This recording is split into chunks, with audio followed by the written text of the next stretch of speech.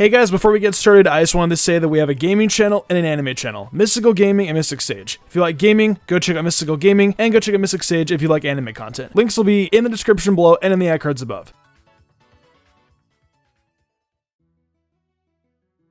The best team series. We've come a long way from the best team for Johto. We've done all the best starters, almost done with the alternate starters, and we've been dipping our toes into competitive waters. But this week, I wanted to take another approach to this series and do something really fun. I wanted to take a trainer within the Pokemon universe, take every single one of your canonical Pokemon, and make a best team out of what they had to see if they could take on the challenges of the Pokemon world. So today, I introduce you to the best team for Kanto, Brock Edition. What better way to kick off this series of one of the Pokemon series' most recognizable characters and companions? Now, a lot of you might think Brock has extremely limited options, and that there's no way he and his team could effectively beat an entire region. And that could be true. The only way to find out, though, is to put the best possible team together and see what happens. Before we start, though, let me explain a few more things about this series and the best team in general for those that are new to the channel. A best team is a team of 6 Pokemon that is designed to do the absolute best performance for its said Pokemon game. The team usually revolves around a best starter, but in this case, we'll be taking all the Pokemon a character has across all the different forms of media and seeing if they have what it takes to become champion. And when I say all forms of media, I mean all. The anime, manga, any video game,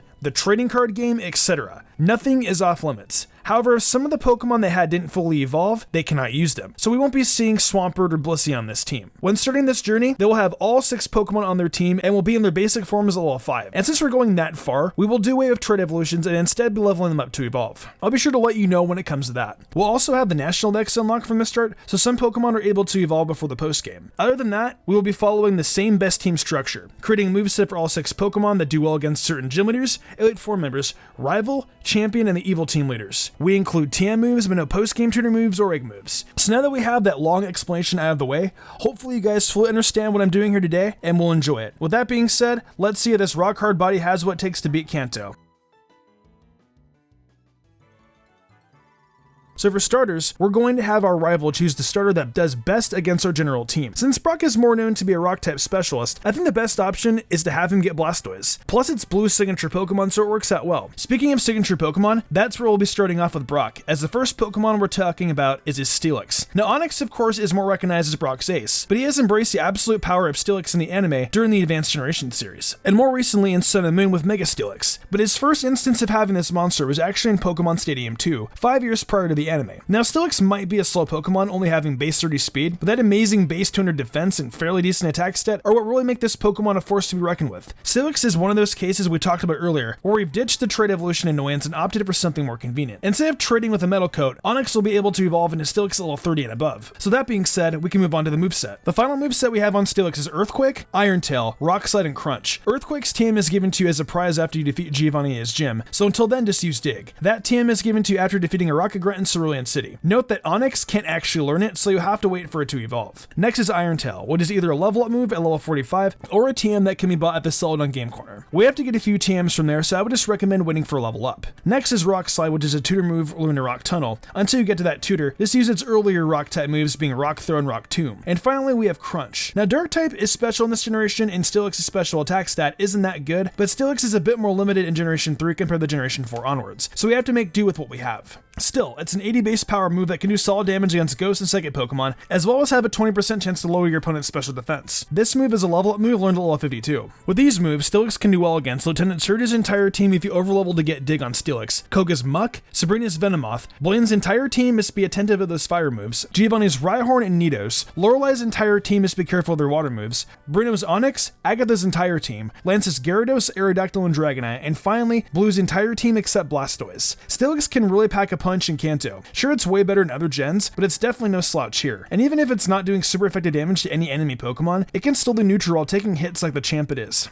The next Pokemon making an appearance on this team is going to be Crobat. As always in making these best teams, we want to include a flyer, and Crobat hasn't failed this before on previous best teams. Brock first ended up with the Zubat early on in the original Pokemon anime, capturing it in the episode Clefairy and the Moonstone, and using it through Johto until it evolved into Golbat in episode 165 of the Johto League Champions series during a battle of Team Rocket's Pokemon. Finally in episode 196, Golbat ends up evolving into Crobat while battling Team Rocket once again, and are left with the purple Pokemon we know and love. Brock hasn't actually used Crobat in any of his game appearances, appearances. The closest instance of it being an appearance from Golbat and his second Pokemon Stadium 2 team, but it still counts even if anime only. Crobat has got a very solid base 90 attack and 70 special attack, so in game it's going to be a decently strong Pokemon to use in battle. But the real eye-opener is its 130 base speed that should definitely help you outspeed almost everything the gym winners and Elite Four members have. By the way, earlier I mentioned we'd have the national dex at the start, and Crobat is going to be the reason why. In Fire Red and Leaf Green, you can't actually evolve Golbat regardless of how happy it is. You need to have the national dex since Crobat is in Generation 2. While Golbat is also pretty good on its own in Kanto, Brock deserves its strongest form. Let's step into the moveset and find out how we'll be putting Crobat to good use. Crobat's final moveset will be Fly, Poison Fang, Steel Wing, and Air Cutter. Fly is important not just for you to get around the Kanto region a bit easier, but it's also a good move to have for Crobat since it is stab. You'll get Fly from the house above Cycling Road, but you'll need Cut to access it from the Celadon entrance. Poison Fang is next, and Crobat will learn it at level 49, this being the only actual poison move that the Zubat line learns by level up in Generation 3. It's got some pretty solid power, and a 30% chance to toxic poison an opponent. Sludge Bomb unfortunately isn't available as TM until the post game, so this is the best move that can be done. The next move is Steel Wing, and that can be obtained in the Safari Zone in Area 2, southwest of the Rest House. Finally, there is Air Cutter, which is learned at level 35, and has a high critical hit ratio, giving one last move that could possibly do a good amount of damage. I'd recommend keeping on Wing Attack for a while until you get your hands on Fly or Air Cutter. With these moves, Crobat can do well against Erika's Tangela,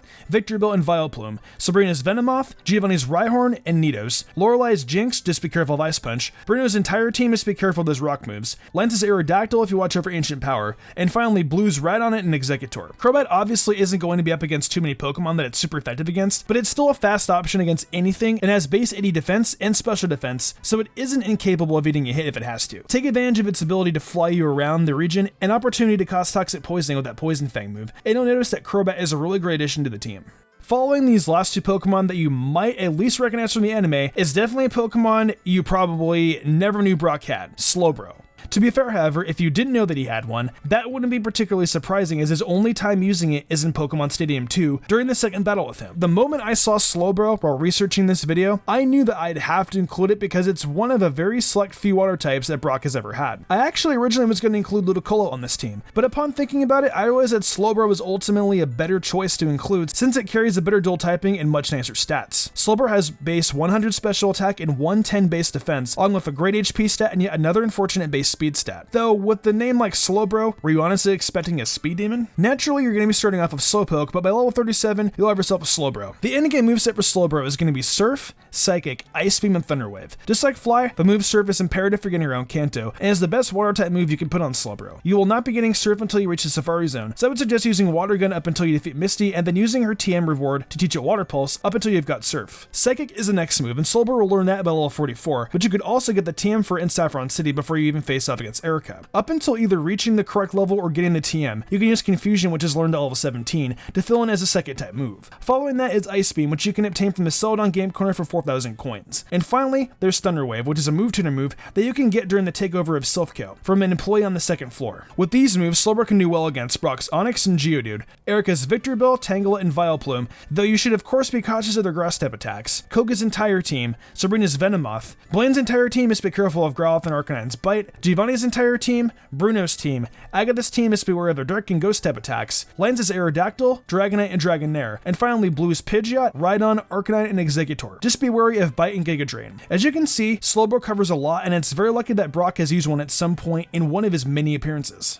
Next on this team is a Pokemon that has a bit more of an association with Brock, being Ninetales. In the anime, he has a Vulpix for quite a bit, though in Pokemon Stadium, he does use a Ninetales. That is more than likely a callback to the fact that he does have a Vulpix in the anime, and the game came out a year and a half after the episode first aired. It was nice to have a good fire type to include on this team, and in the third generation, Ninetales is definitely a good one. You'll have to use Vulpix until you get the Celadon, and once there, you'll be able to purchase a Firestone from the department store. Ninetales has 100 in special defense and speed, so it's going to be fast while acting as a little bit of a complementary tank to Slowbro and Steelix's physical defenses. The 81 base special attack will also come in handy when taking advantage of the following moves. The interesting thing about Flamethrower, Quick Attack, Confuser, and Will-O-Wisp is that they're all moves you'll get as Vulpix by level 29, all coming as level up moves. This is actually a fantastic set of moves to have compiled by such a low level, making it even that much more amazing that I was able to pick this Pokemon for the team. Flamethrower is learned to level 29, and is definitely going to be Ninetales' best move, packing a strong 95 base power, and giving it an opportunity to burn the opponent. You'll probably be in Celadon at around this level, but make sure you wait wait to use the Fire Stone until Vulpix has learned Flamethrower, or you're gonna have to waste money getting coins to buy Flamethrower in the game corner. The next move is Quick Attack, which will be learned at level 13, and will this serve as some priority that can help knock out Pokemon on the verge of being defeated. Next is Confuse Ray, which is learned at level 21 and will cause confusion as the name suggests, making it a viable move to use against anybody that doesn't have an ability like Own Tempo. And finally, Will-O-Wisp, which is learned at level 17, that will inflict Burn. With those last two moves, Ninetales becomes a great option against more than just Pokemon weak to fire, giving it the chance to do a lot of residual damage from the burn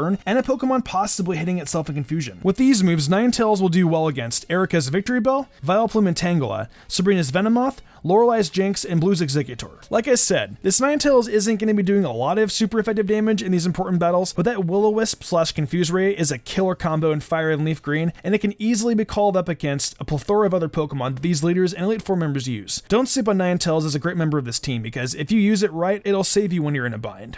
The next Pokemon comes from one of Brock's teams and one of his most recent non-Kanto appearances in the video games, Tyranitar. In Pokemon Black and White 2 during the Pokemon World Tournament, there's a special tournament called Type Expert, and Brock brings together a Rock-type team that happens to feature Tyranitar. When making this team, I knew I needed to pounce on the opportunity to feature a pseudo-legendary if I could, and I really lucked out. Tyranitar has a tremendous base 134 attack and great defenses at 110 physical and 100 special. Such incredible power honestly makes Tyranitar the best Pokemon on this team, even if it has to work hard to cover as much stuff as Slowbro does. Obviously, we're starting off with a Larvitar, and we'll have to work up to level 55 to actually end up at the end goal of Tyranitar, but it's going to be a worthwhile grind, even if it takes to the final gym to unlock this absolute unit. So the moves we're going to have by the time we get Tyranitar are Rock Slide, Crunch, Earthquake, and Thunderbolt. Rock Slide is learned as a Larvitar at level 22, so that will probably be your best move for a bit. At level 47, Pupitar will learn Crunch, though I suggest holding on to Bite, which Larvitar should have at the beginning until you reach that point. Albeit T-Tar is definitely a much more efficient physical attacker, it still has a very good 95 special attack, so Dark type moves are going to pack a punch even still. Earthquake follows that, and Tyranitar learns this move at level 61, though you more than likely will defeat Giovanni before having T-Tar even in its 60s, unless you overlevel it, so you'll probably be better off using the TM. Alternatively though, Pupitar will learn Earthquake at level 56, so you can hold off evolving into Tyranitar by a level, and you'll immediately end up with Earthquake instead of needing it to wait a few more levels for it to use the Earthquake TM. Finally, there is Thunderbolt, which is a sorely needed coverage move that you'll end up with when you spend 4,000 coins at the Rocket Game Corner. For the sake of having an Electro type move for a little while before that though, I'd suggest using the Shockwave TM you get from Lieutenant Surge until then. With these moves, Tyranitar will do well against Misty Starmie, though you'll need to be careful of its water type moves first. Sabrina's team, Blaine's entire team, Giovanni's Nidos and Rhyhorn if you have Earthquake, Lorelei's entire team, they'll be mindful of their water type moves, both of Bruno's Onix, but be extra careful with their Iron Tail and Earthquake combo, Agatha's Arbok and Golbat, Lance's Gyarados, Aerodactyl and Dragonite, and finally Blue's entire team. With Blue, you've got a great opportunity to sweep him, but you need to be very cautious against Rhydon, especially because an Earthquake from it is definitely going to hit T-Tar. However, that doesn't change the simple fact that Tyranitar has so much power behind it that it can lead you through the Elite Four into an Indigo League championship. This final Pokemon is a real special one that just falls into the rules and is probably going to catch a lot of you off guard. Did you guys know that Brock has a Lickitung? Well, he does, and I can show you something to prove it. Back in 1998 in Japan, the Pokemon TCG released an expansion set called Gym Booster 1, Leader Stadium, which in 2000 came to America as Gym Heroes. A card in this set was Brock's Lickitung, thus falling into our parameters of being one of Brock's Pokemon across his appearances in Pokemon media. I really haven't gone too far into the Pokemon TCG on my channel before, except for a few choice times, but I thought this was an absolutely awesome opportunity to briefly do so. Lickitung doesn't have the best stats in the world, but it's one of the few normal Pokemon that Brock has owned, and I really wanted to include one on this team. So I went ahead and just decided to include it so I could get a brief opportunity to subvert expectations and bring up the TCG. In a normal playthrough, Lickitung's base 55 attack will be more than enough for it to be effective, and that 90 defense gives it some bulk as well. Not to mention, we needed a nice replacement for our usual coverage providing Snorlax. Lickitung's moveset is going to be Strength/Return, Toxic, Brick Break, and Shadow Ball. Unfortunately, none of these moves are featured on its TCG card that we're pulling from, but that's alright because all these moves will learn from TMs or an HM in the case of Strength anyway. Strength will not be obtainable until you've gotten through the Safari Zone, so you'll probably want to use Stomp as a stab move until that point, which Lickitung will learn level 23. Toxic is something you won't get until around the time you get Strength either, as it is the TM you get from defeating Koga. So a move you could hold on to until that point is Knockoff, as it could help you when facing some trainers who have Pokemon possibly holding a berry, or there are other coverage attacks that Lickitung can get as well. Brick Break is a TM that is obtainable on the SSN and also able to be purchased purchase from the Celadon department store, making it the earliest move from this final moveset that you'll be able to get. Finally, there is Shadow Ball, which you can purchase from the Rocket Game Corner for 4,500 coins. And finally, with these moves, Lickitung will do well against Sabrina's Kadabra, Mr. Mem and Alakazam, Giovanni's Rhyhorn, Lorelai's entire team, Bruno's Onix, Agatha's Haunter and Gengar, and finally Blue's Rhydon, Alakazam, and Exeggutor. Like I said earlier, Lickitung's stats aren't too tremendous, and there aren't a giant amount of Pokemon in these important battles that I can take down, though being able to face off against all of Lorelai's team on your own is a pretty impressive feat. Lickitung's powerful stab move, Strength/Return, and the chance to badly poison almost any Pokemon will help Lickitung be a viable option against any Pokemon, even if it doesn't deal super effective damage to it.